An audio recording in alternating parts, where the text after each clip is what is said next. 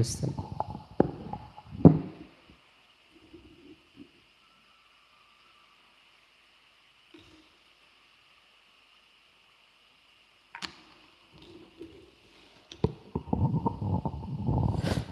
కళ్ళు మూసుకున్నట్టుగా అయితే ప్రార్థనతో వాక్యాన్ని ప్రారంభించుకుందాం. సకలాశీర్వాదాలకు కారణభూతులైన నా ప్రియ పరలోకపు తండ్రి, మీ ఉన్నతమైన నామానికి స్తోత్రములు చెప్తున్నాము నాయన. ఈ ఉదయకాల సమయంలో నాయన తండ్రి, వాతావరణంలో ఎన్నో మార్పులు వచ్చినప్పటికీ మమ్మల్ని క్షేమముగా తీసుకుని వచ్చిన విధానానికై మీకు వందనాలు చెప్తున్నాము తండ్రి. కూడొచ్చిన మీ బిడ్డలను కూడా మీరు దీవించి తీసుకుని వచ్చిన విధానానికై మీకు వందనాలు చెప్తున్నాము నాయన తండ్రి. ఈ వాతావరణంలో జరిగిన మార్పులను బట్టి నీ కుమారుడు పైడ్రాజు గారు ప్రార్థన చేసిన విధముగా నాయన తండ్రి, ఎవరికి ప్రాణ నష్టము కానీ ఆస్తి నష్టము కానీ జరగకుండా వారిని కాచి కాపాడమని అడుగుతున్నాము తండ్రి. తండ్రి, నీ మాటలు చెప్పడానికి నిల్చున్న నాకు సంయోచితమైన జ్ఞానాన్ని ఇచ్చి పరిశుద్ధాత్మ సహాయంతో వాళ్ళకు అర్థమైన రీతిలో బోధించగలిగే మాటలను నాకు దయచేయమని, వింటున్న మీ పిల్లలు కూడా వాటిని గ్రహించే బుద్ధిని, శక్తిని, జ్ఞానాన్ని దయచేయమని ఈ చిన్ని ప్రార్థన నజరేయుడైన యేసుక్రీస్తు నామములో అడిగి వేడుకుంటున్నాము తండ్రి, ఆమేన్. వేదికను అలంకరించిన పెద్దలకు, మరి కార్యక్రమాన్ని నడిపిస్తున్నటువంటి సహోదరుడు స్వరూప్కి, కూడి వచ్చిన దైవజనులకు మరియు మీ అందరికీ కూడా క్రీస్తు పేరిట శుభాభివందనాలు. మరి ఈరోజు మనం మాట్లాడుకోబోయే పాఠం పేరు మందసానికి యేసుక్రీస్తు వారికి సంబంధం ఏమిటి అన్న విషయాల మీద గత శనివారం, సెకండ్ సాటర్డే 8వ తారీఖు అనుకుంటా, విశాఖపట్నం ప్రాంతంలో పార్ట్ 1 మాట్లాడాం. అది WGRS యూట్యూబ్ ఛానల్లో ఉన్నది. ఈరోజు దానికి కంటిన్యూషన్గా మందసానికి యేసుక్రీస్తు వారికి సంబంధం ఏమిటి అన్న అంశంలో పార్ట్ 2గా ఈరోజు మాట్లాడుకోబోతున్నాం. అందుకు గాను పార్ట్ 1లో నుండి, అంటే ఇక్కడ వాళ్ళు అక్కడ రాలేదు కాబట్టి కొన్ని విషయాలు నేను చెప్పి ముందుకు వెళ్ళిపోతాను. ఎక్కువ సమయము నేను తీసుకోను. జాగ్రత్తగా విందాం. మందసం అసలు ఇది ఎందుకు ఇచ్చారు, దానివల్ల మనకి ఏం నేర్పిస్తున్నారు, మందసానికి యేసుక్రీస్తు వారికి సంబంధం ఏమిటి అన్న విషయాలను గురించి కొన్ని విషయాలు పార్ట్ 1లో మాట్లాడిన కొన్ని విషయాలు మీకు ఇంట్రడ్యూసింగ్ పాయింట్ చెప్తాను. మీకు మందసమును గురించి తెలియాలి అంటే నిర్గమకాండము 25వ అధ్యాయములో కంప్లీట్గా దేవుడు మందసమును గురించి వ్రాసి ఉంటారు. అక్కడ ఉంటుంది. మీరు 8వ వచనం ఒక్కసారి, నిర్గమకాండము 8వ అధ్యాయము, క్షమించాలి 25వ అధ్యాయము 8వ వచనం ఒక్కసారి చదివితే, ఆ మందసము అన్నది అది ఒక బాక్స్ లాంటిది. ఆ బాక్సు ఒక తుమ్మకర్రతో చేయాలి అని దేవుడు మోషేకి సీనాయి పర్వతం మీదకి పిలిచిన తర్వాత అక్కడ వీటి గురించి చెప్తారు. ఈ మందసాన్ని గురించి, యాజకత్వాన్ని గురించి, తర్వాత గుడారం గురించి, వీటన్నిటి గురించి చెబుతూ ముందుగా మందసమును గురించి ఆయన మాట్లాడుతూ 25వ అధ్యాయము 8వ వచనములో ముందు మొదటి వచనం చదవండి. మొదటి వచనము చదివితే ఆయన దేనితో చేయమన్నారు అన్న విషయాన్ని చెప్తాడు. యెహోవా మోషేకు ఇలాగు సెలవిచ్చాను, తీసుకొని చెప్పుము. 10వ వచనం అమ్మ, క్షమించాలి. వారు తుమ్మకర్రతో ఒక మందసం అంటే ఒక బాక్స్ అండి, ఒక పెట్టి. ఆ పెట్టెని తయారు చేయమంటూ దాన్ని స్ట్రెచ్చర్ చెప్తారు. స్ట్రెచ్చర్ అంతా కూడా చెప్పిన తర్వాత దానికి మొయ్యడానికి కర్రలు కూడా ఉండాలి అని చెప్తారు. ఆ బాక్స్ తయారు చేసేటప్పుడు దాని మీద మూత కూడా ఉండాలి. ఆ మూత మీద 2 కెరూబులను పెట్టాలి. అదే కరుణాపీఠం అన్నారు దానికి దేవుడు. సో దీనన్నిటినీ మీరు చేయాలి అని చెబుతూ, అసలు ఎందుకు ఆయన ఈ మందసాన్ని ఇచ్చారు అంటే, ఒక్కసారి 8వ వచనం చదువుదాం. నేను ఇశ్రాయేలీల జనాంగములో నివసించినట్లు, నేను ఎందుకు ఈ మందసాన్ని ఇస్తున్నాను అంటే, నేను వారితో నివసించినట్లు, నేను వాళ్ళకి దీవించినట్లు, వాళ్ళకి ఆశీర్వదించినట్లు, నేను వాళ్ళతో ఉండడానికి ఒక మందసాన్ని తయారు చేయ అంటాడు. ఇంతకీ మందసాన్ని తయారు చేయమన్న దేవుడు మందసాన్ని ఎవరు తయారు చేయాలి? ఇశ్రాయేలు జనాంగంలో మోషేని పిలుస్తూ ఈ మందసాన్ని ఎవరు తయారు చేయాలి అంటే బెసలేలు అనేవారు తయారు చేయాలి. ఎవరు తయారు చేయాలి? బెసలేలు అన్నవారు తయారు చేయాలి. ఇంతకీ ఈ బెసలేలు అన్నవారు ఎవరంటే యూదా గోత్రం నుండి వచ్చిన వాళ్ళు. మీకు ఇంకా కావాలంటే నిర్గమాకాండము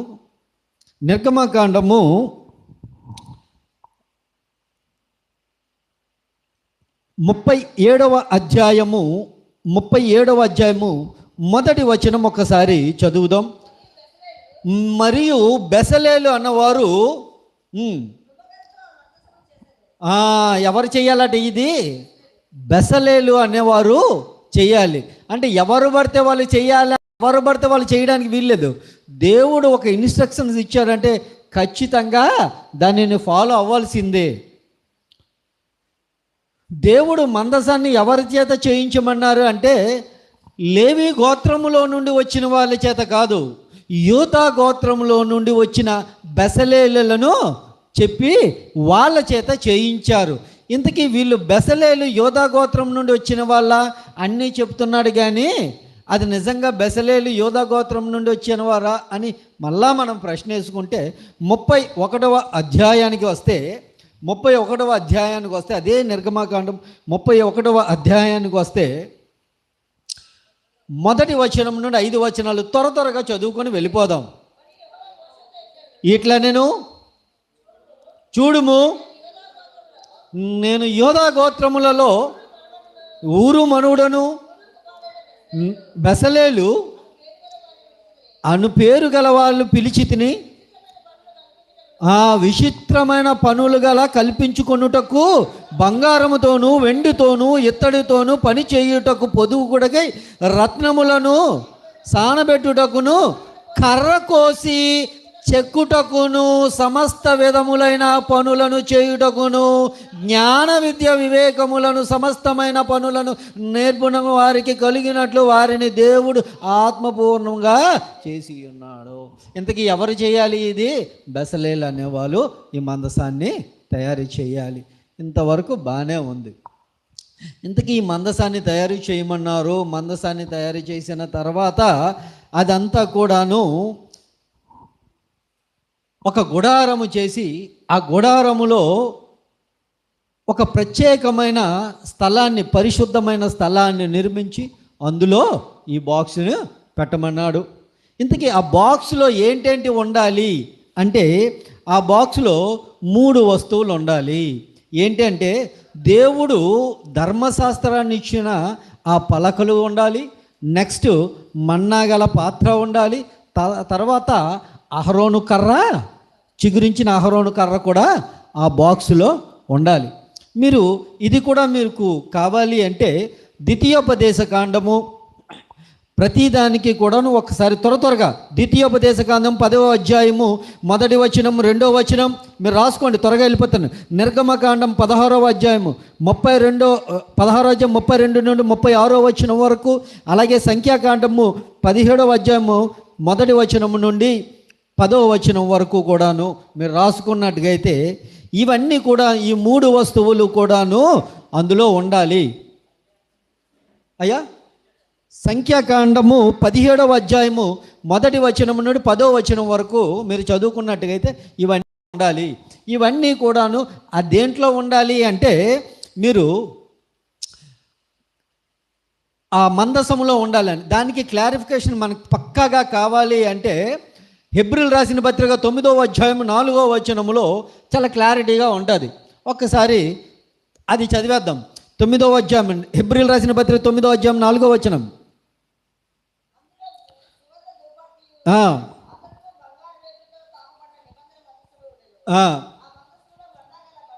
ఆ మందసములో బంగారు గల మన్నా పాత్రయు చిగురించిన అహరోను కర్రయు నిబంధన పలకలు ఉండేను అనక మాటను వ్రాయించారు. ఈ 3 కూడా అందులో ఉండాలి అన్నాడు. ఈ 3 వస్తువులు జాగ్రత్తగా వినాలి. మందసం అన్నది దేవుడిచ్చాడు. అది ఇశ్రాయేలీయుల జనాంగము ఎక్కడికి వెళ్తే అక్కడ గుడారం వేసేవారు. ఆ గుడారం వేసిన తర్వాత ఇది పరిశుద్ధ ప్రదేశంలో పెట్టేవారు.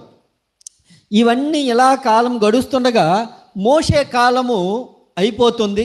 మోషే కాలం అయిపోతున్నప్పుడు మోషే కాలం గడిచిపోయిన తర్వాత ఎవరు వచ్చారంటే అహరోను, యెహోషువ వచ్చాడు.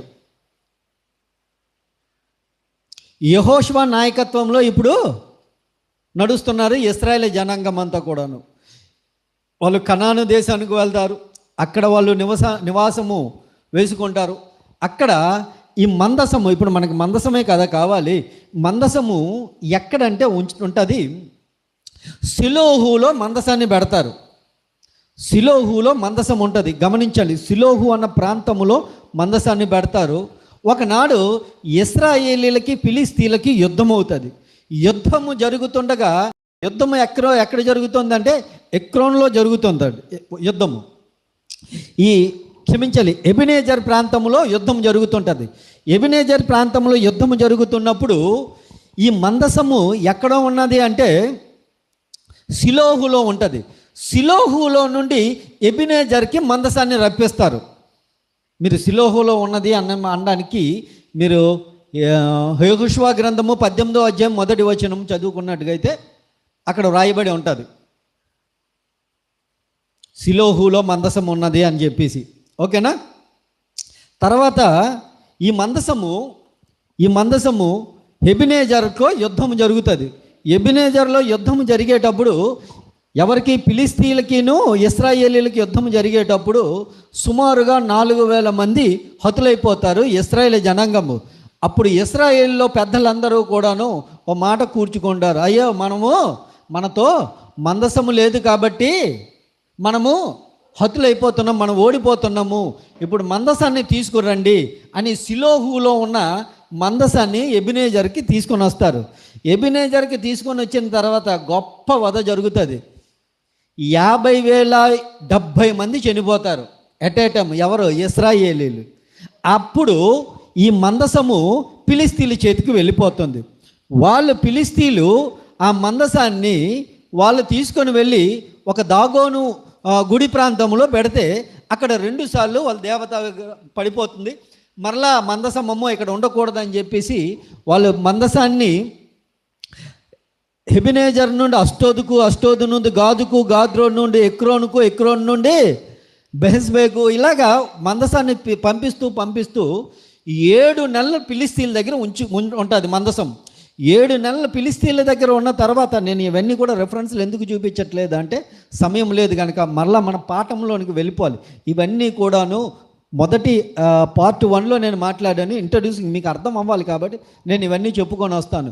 ఎప్పుడైతే 7 నెలలు వాళ్ళ దగ్గర ఉంటుందో అక్కడ నుండి కిర్యాతయీము అన్నటువంటి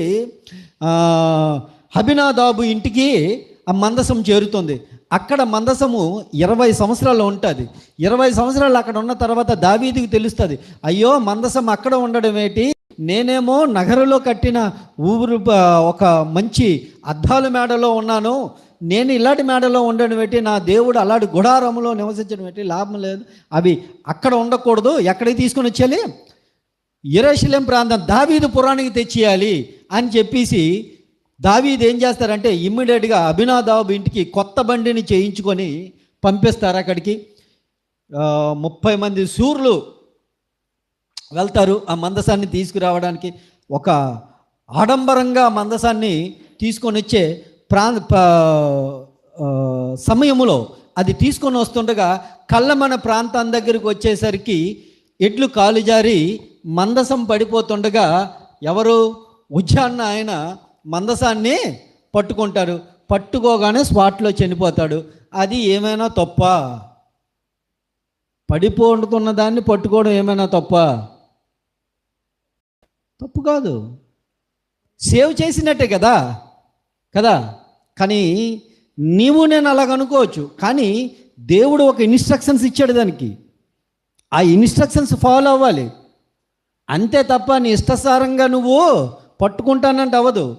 అది అసలు ఎవరు పట్టుకోవాలి అంటే కహాతీలు అన్నవారు మొయ్యాలి. అది ఎవరు పడతాళ్ళు కాదు, కహాతీలు అన్నవారు మొయ్యాలి. ఈ కహాతీలు లేవీలో నుండి వచ్చిన వాళ్ళు వీళ్ళు. ఈ కహాతీలు అన్న వాళ్ళు కూడా మొయ్యాలి అని చెప్పేసి మందసం ఉంది కదా, ఈ బాక్సు, ఏ బాక్స్ అయితే దేవుడు ఇచ్చాడో ఆ బాక్స్ను ముట్టుకోకూడదు. వాళ్ళు కూడా బాక్స్ను ముట్టుకోకూడదు. మరి వాళ్ళు దేనిని ముట్టుకోవాలంటే ఈ మందసము చేసిన తర్వాత దానిని పట్టుకోవడానికి మోత కర్రలను పెట్టాలి. అది అందులో నుండి తీయకూడదు. ఒక్కసారి నిర్గమకాండము 25వ అధ్యాయానికి రండి. నిర్గమకాండము 25వ అధ్యాయానికి రండి.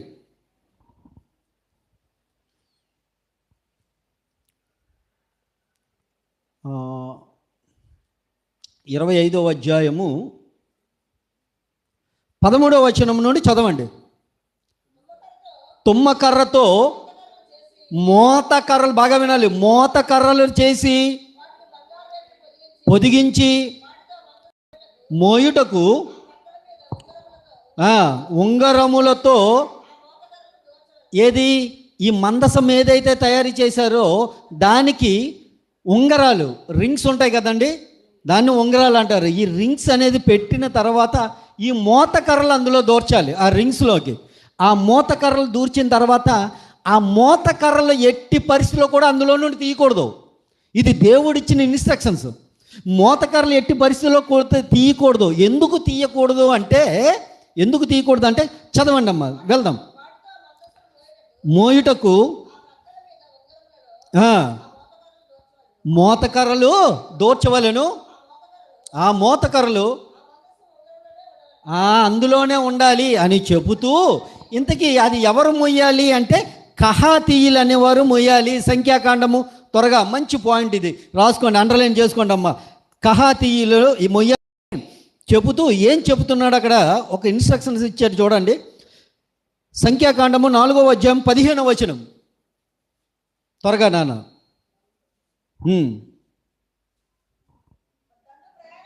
దండు ప్రయాణమైనప్పుడు అన్నిటినీ ముగించిన తర్వాత ఎవరు మోయ రావాలి? కహాతీయులు మోయ రావాలి. వాళ్ళు బాగా వినాలి, అక్కడ అండర్లైన్ చేసుకోండి. వారు చావక ఉండినట్లు పరిశుద్ధమైనవి ఏది ముట్టుకోకూడదు. మరి ఏది ముట్టుకోవాలి? వాళ్ళు మోత కర్రలను మాత్రమే ముట్టుకోవాలి. మరి ఉజ్జా ఏది ముట్టుకున్నాడు? మరి దేవుడు చేసిన న్యాయమేనా ఇప్పుడు? న్యాయమేనా? రైట్, న్యాయమే. దానికి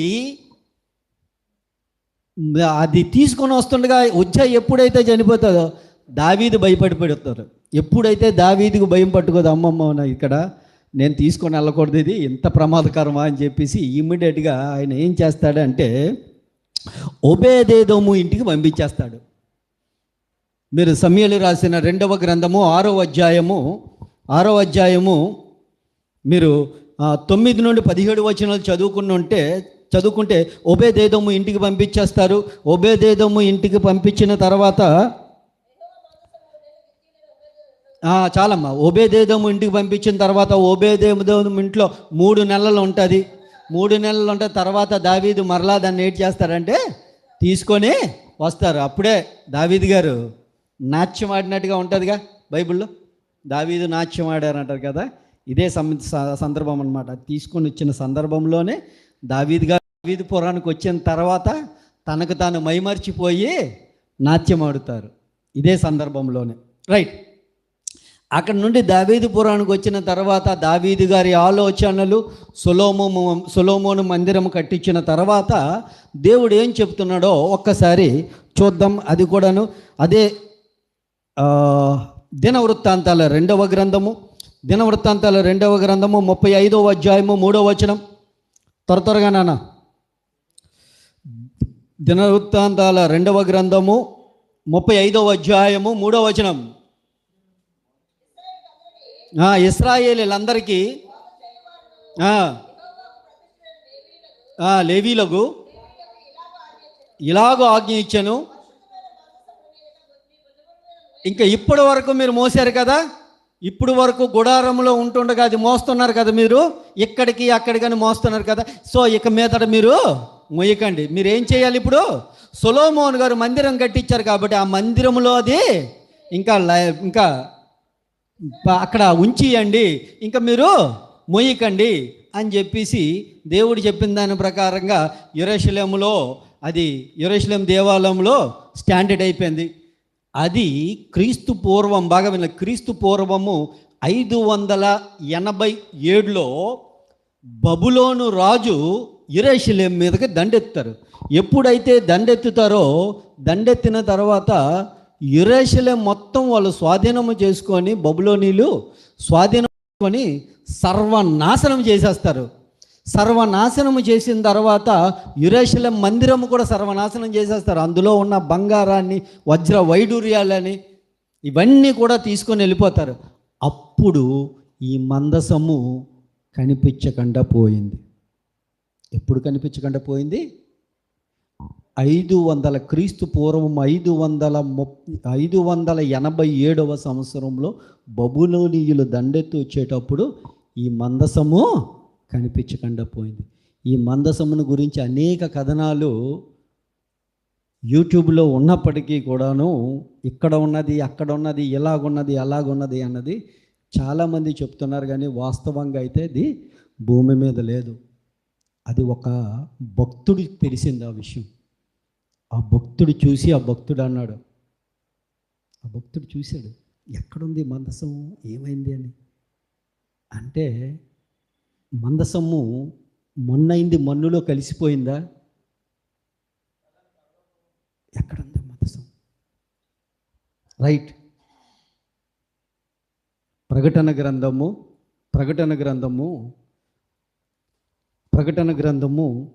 యోహానన భక్తుడు దాని గురించి చాలా చక్కగా రాయించాడు. మందసం ఎక్కడున్నది అంటే 11వ అధ్యాయం 19వ వచనం. త్వరగా. పరలోకమందు దేవుని ఆలయము తెరవబడగా దేవుని నిబంధన మందసము ఆయన ఆలయములో కనిపించను. దేవునికి మహిమ కలుగును గాక. భూమండలం మీద ఎక్కడ కూడా ఈ మందసము లేదో. ఒకవేళ ఉంటే యెరూషలేములో ఉంటున్నటువంటి మతాధికారులు ఎవరైతే ఉన్నారో, యూదా జాతికి సంబంధించిన వాళ్ళందరూ దానిని బయటికి తీసేవారు. కానీ ఇప్పటి వరకు అది లేదంటే ఎప్పుడో దేన్ని దేవుడు తన స్వాధీనంలోకి తీసుకుని వెళ్ళిపోయారు. రైట్. ఇక్కడి వరకు బాగానే ఉంది. ఇంతకీ మందసానికి యేసుక్రీస్తు వారికి సంబంధం ఏంటి? ఇప్పుడు మెయిన్ పాయింట్కి వచ్చేస్తున్నాను, జాగ్రత్తగా వినండి. హెబ్రీయులకు రాసిన పత్రిక 9వ అధ్యాయం 4వ వచనం ప్రకారంగా 3 వస్తువులు అనేది ఉంది. ఇప్పుడు మందసం అయితే భూమి మీద లేదు కాబట్టి ఇప్పుడు మందసము గురించి ఏమని చెబుతున్నది బైబిలు?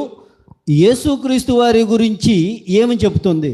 ఇప్పుడు మందసము కనిపించలేదు అంటే ఎందుకు కనిపించలేదంటే, ఇదిగో త్వరలో నా కుమారుడు ఈ భూమి మీదకి రాబోతున్నాడు కాబట్టి ఇప్పుడు భౌతికముగా కనిపిస్తున్న మందసము మీకు అవసరం లే. ఇప్పుడు ఏ మందసం కావాలి? ఆత్మ సంబంధమైన మందసం మనకు కావాలి. ఇప్పుడు ఆత్మ సంబంధమైన మందసం అనేటువంటి యేసుక్రీస్తు వారు మందసం ఏ పనులు అయితే చేసిందో యేసుక్రీస్తు వారు కూడా అదే పనులు చేయాలి. మందసం ఏదైతే చేసిందో అదే పనులు చేయాలి. రైట్, మనం పాయింట్లోకి వెళ్ళిపోతున్నాం, జాగ్రత్తగా వినండి.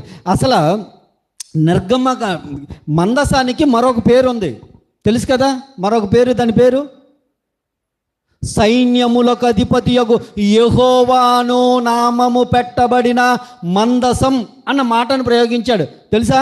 చూస్తారా ఒక్కసారి? అది కూడా చూసేస్తారా? లేకపోతే సమూయేలు రాసిన 2వ గ్రంథము 6వ అధ్యాయము 2వ వచనం. సమూయేలు రాసిన 2వ గ్రంథము 6వ అధ్యాయం 2వ వచనం.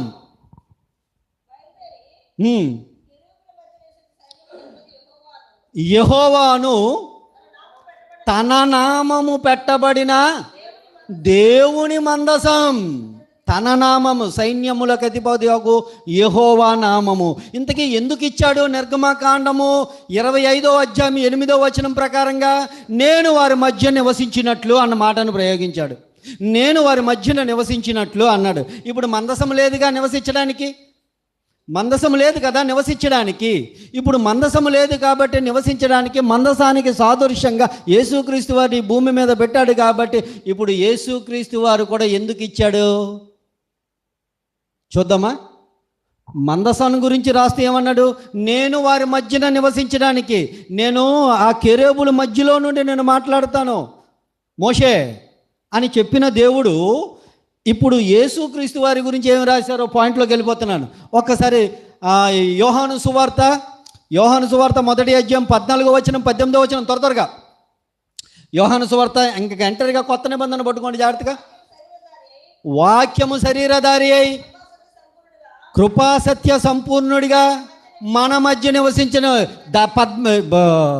మందసము ఎందుకు ఇచ్చారు? వారి మధ్యన నేను నివసించినట్టుగా, వారి మధ్యన నేను నివసించినట్టుగా. ఇప్పుడు యేసుక్రీస్తు వారు ఎందుకు ఇచ్చాడు? నేను వారి మధ్యన నివసించినట్లుగా. పాత నిబంధనలో బయలుపరిచేదేది దేవుణ్ణి, మందసం. ఇప్పుడు కొత్త నిబంధనలలో బయలుపరిచేది, తండ్రిని బయలుపరిచేది ఎవరు? యేసుక్రీస్తు వారు. అదే 18వ అధ్యాయంలో చెప్తున్నారు, చదువునాను. యోహాను అదే 1వ అధ్యాయం 18వ వచనం. దేవుని చూడలేదు, ఆయన బయలుపరిచెను. తండ్రిని బయలుపరచడానికి పాత నిబంధనలో మందసం అయితే, కొత్త నిబంధనలో యేసుక్రీస్తు వారు బయలుపరుస్తున్నాడు తండ్రిని.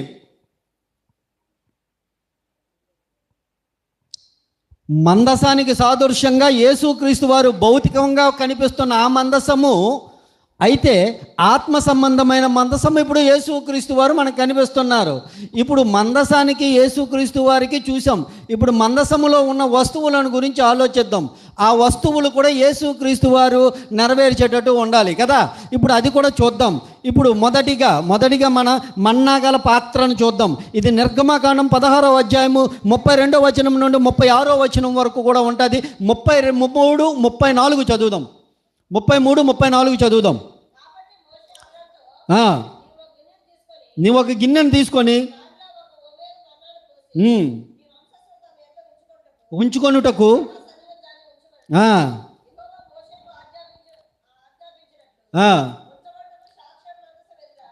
సాక్ష్యపు మందసం ఎదురుడపై నువ్వు పెట్టాలి అని చెప్పేసి చెప్తున్నాడు. మూమేర్ అంటే కొల, ఆ మందసానికి కొలగా ఉన్న ఒక దేని తీసుకొని దాంట్లో పెట్టమన్నారు. రైట్, ఇప్పుడు యేసుక్రీస్తు వారి దగ్గరికి అందాం.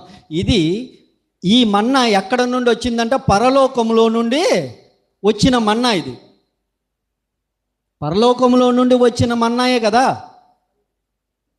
ఇప్పుడు యేసుక్రీస్తు వారి దగ్గరికి వస్తే, నాకు సమయం లేదు కాబట్టి నేను త్వరగా వెళ్ళిపోతున్నాను, గమనించండి. ఇది యేసుక్రీస్తు వారు కూడా పరలోకంలో నుండి వచ్చారు.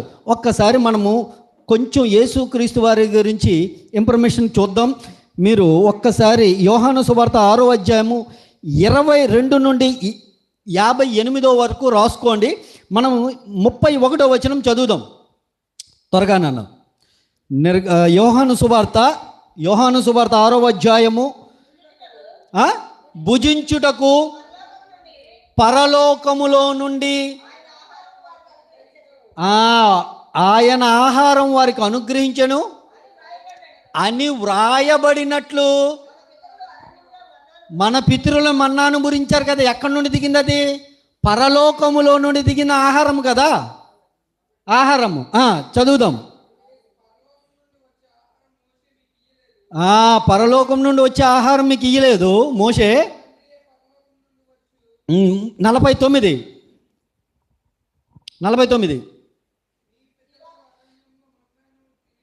మీ పితరులను పరలోకములో మన్నాను తినినను చనిపోయాను, దీనిని తినువాడు చావకు ఉండినట్లు పరలోకములో నుండి దిగి వచ్చిన ఆహారం ఇదే అంటున్నాడు దేవుడు యేసుక్రీస్తు వారు. పరలోకమును దిగి వచ్చింది, నీ పితరులు మన్నా తిన్నా కూడా చనిపోయారు, కానీ ఈ ఆహారము పరలోకములో నుండి దిగి వచ్చిన ఈ ఆహారము గనక మీరు భుజిస్తే మీరు చావరు అంటే చచ్చిపోరని కాదు అర్థం. మీరు నిత్య జీవానికి వారసులు అవుతారు. ఆయన ఆజ్ఞ ప్రకారంగా బ్రతికితే, ఆయన చెప్పినట్టుగా బ్రతికితే రెండవ మరణాన్ని గురించి తప్పించుకుంటారు మీరు ఇలా ఈ జీవాహారాన్ని భుజిస్తే అని చెబుతూ ఆయన చదువుదాం ఇంకా కొంచెం. ఎవడైనాను ఈ ఆహారము భుజించితే వాడు ఎల్లప్పుడూ జీవించను. 58వ వచనం, ఇదే పరలోకములో నుండి దిగి వచ్చిన ఆహారము, నీ పితరులు మన్నాను తిని చనిపోయారు, అది పరలోకంలోనే దిగింది, ఇది పరలోకంలో దిగింది. అది భౌతిక సంబంధమైన ఆహారం మీకు ఇస్తే, ఇదిగో ఆత్మ సంబంధమైన ఆహారాన్ని అయ్యా నేను, నన్ను భుజించువాడు నిత్య జీవాన్ని పొందుకుంటాడు. మన్నాను గురించి ఈ ఇన్ఫర్మేషన్ ఇస్తే, ఇప్పుడు రెండోదిగా మనం ఆలోచిస్తే అహరోను చిగిరించిన కర్ర ఎందుకు ఇచ్చాడంటే, మోషే గారి మీద కొంతమంది గ్యాంగ్ తిరగబడతారు.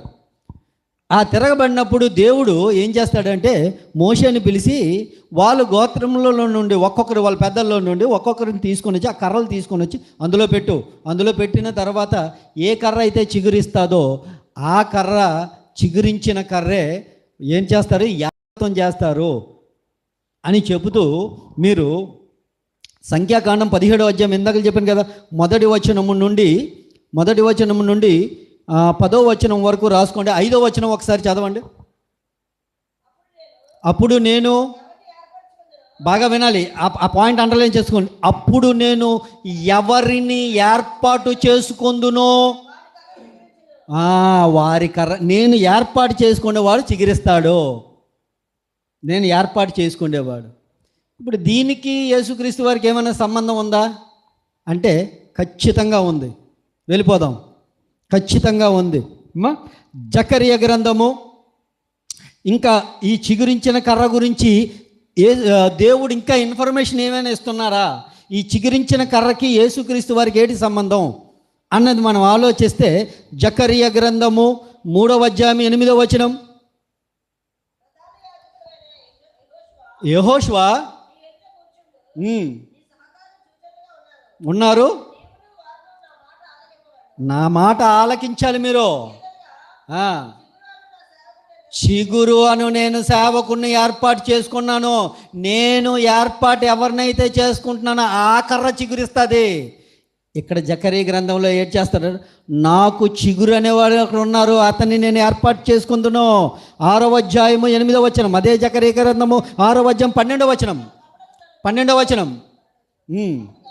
అతనితో ఇట్లా నేను, సైన్యములకు అధిపతియగు యెహోవా సెలవిచ్చినది ఏమనగా, చిగురు అని ఒకడు కలడు, నేను ఏర్పాటు చేసుకున్నాను. అహరోనుకి నేను ఏర్పాటు చేసుకున్నాను. అహరోను చిగురించాను ఆ కర్రని. ఇప్పుడు నేను కొత్త చిగురుని ఏర్పాటు చేసుకున్నాను. ఆ చిగురు ఏడ్ చేస్తాడో తెలుసా, నా కొరకు మందసాన్ని కడతాడు, క్షమించాలి, నా కొరకు మందిరాన్ని కడతాడు, న్యాయాన్ని జరిగిస్తాడు, నా పక్షంగా నిలబడతాడు. చదువు త్వరగా, అదే 12 త్వరగా. ఏమనగా, కలడు, చిగుర్చును, అతను యెహోవా ఆలయమును కట్టును. అతను యెహోవా ఆలయమును కట్టును. చాలమ్మా, అతను ఆ యెహోవా ఆలయము కట్టును. ఇర్మియా గ్రంథము 23వ అధ్యాయం 5వ వచనం. ఇర్మియా గ్రంథము 23వ అధ్యాయం 5వ వచనం. దావీదును నీతి చిగురు పుట్టును, అతడు రాజై పరిపాలన చెయ్యును. దావీదును ఏరు చిగురు పుడతాడు, అతను నడుచుచు కార్య జరిగించుచు రాజ్య పరిపాలన చేస్తాడని మాటను కూడా వ్రాయబడి ఉంది. ఇంతకీ యేసుక్రీస్తు వారు రాజేనా? యేసుక్రీస్తు వారు రాజేనా? యూదుల రాజు ఎక్కడా? యూదులకు రాజుగా పుట్టినవాడు ఎక్కడా? పిలాతు అడుగుతాడుగా, ఎవరు నువ్వు? ఎవరు నువ్వు? రాజువా? ఎస్, ఐఎమ్ ద కింగ్, నేను రాజునే.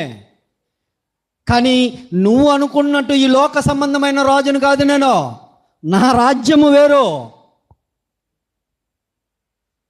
ఇర్మియాలో కూడా రాయించాడు, జకర్యాలో కూడా రాయించాడు. రాజు అయినా. ఇంకా మనం చూస్తే రోమీయులకు రాసిన పత్రిక 15వ అధ్యాయము 12వ వచనం. త్వరగా, రోమీయులకు రాసిన పత్రిక 15వ అధ్యాయం 12వ వచనం. ఏషియాలో నుండి చిగురు పుట్టెను, ఆయన యందు ఆ అన్యజనులు నిరీక్షణ ఉంచుదురు. అన్యజనులు నిరీక్షణించుదురు. ఇప్పుడు మనందరము కూడాను యేసుక్రీస్తే లోక రక్షకుడు, లోకాన్ని రక్షించడాను, ఆయన ద్వారాగానే మనకి విమోచన ఉందని చెప్పేసి మనమందరము కూడా వచ్చాం. స్వయంగా యేసుక్రీస్తు వారికే అడిగితే ఆయన ఏంటి చెప్తున్నాడు తెలుసా? ప్రకటన గ్రంథము 22వ అధ్యాయం 16వ వచనంలో ఏం మాట చెప్తున్నాడో ఒకసారి చూడండి. అహరోను చిగురించిన కర్రను నేను ఏర్పాటు చేసుకున్నాను. యేసుక్రీస్తు అనే మహానుభావుని నేను ఏర్పాటు చేసుకున్నాను. నేను దావీదు వేరు చిగురును. నేను చాలమ్మా, నేను దావీదు వేరు చిగురును. నీతి న్యాయములు జరిగించడములో, ఆయన ఆలయమును కట్టుటలో నేను ప్రధానుడను. పేతురు, నీ బండ మీద నా సంఘాన్ని కడతాను. అహరోను చిగురించిన కర్రను నేను ఏర్పాటు చేసుకున్నాను. యేసుక్రీస్తు అనే చిగురును నేను ఏర్పాటు చేసుకున్నాను. అహరోను కర్ర యాజకత్వం చేయడానికి, నీతి న్యాయములు జరిగించి నా కొరకు మందిరాన్ని కట్టేవాడిని నేను ఏర్పాటు చేసుకున్నాను. ఇప్పుడు మూడోదిగా మనం ఆలోచిస్తే పలకలు, 10 ఆజ్ఞలు గల పలకలు. త్వరగా చూసి ముగించుకుందామా? త్వరగా ద్వితీయోపదేశ కాండము 10వ అధ్యాయము 1వ వచనం 2వ వచనం కనుక మనం చదువుకుంటే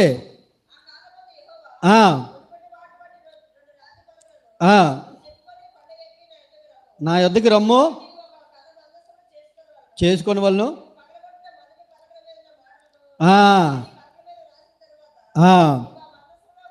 నేను వాక్యం రాస్తానయ్యా మోషే, నేను దాని మీద వాక్యం రాస్తాను.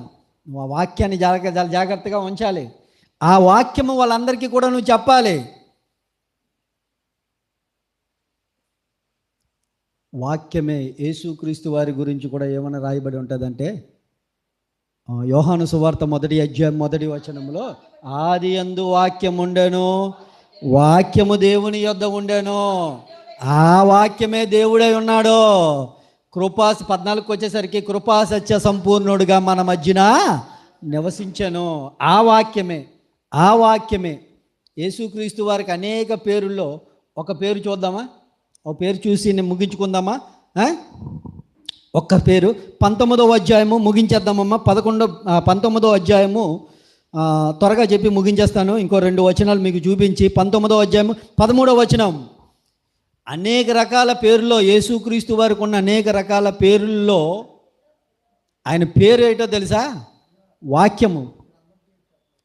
ప్రకటన గ్రంథము, క్షమించాలి, ప్రకటన గ్రంథము 19వ అధ్యాయం 13వ వచనం. క్షమించాలయ్యా, త్వరగా.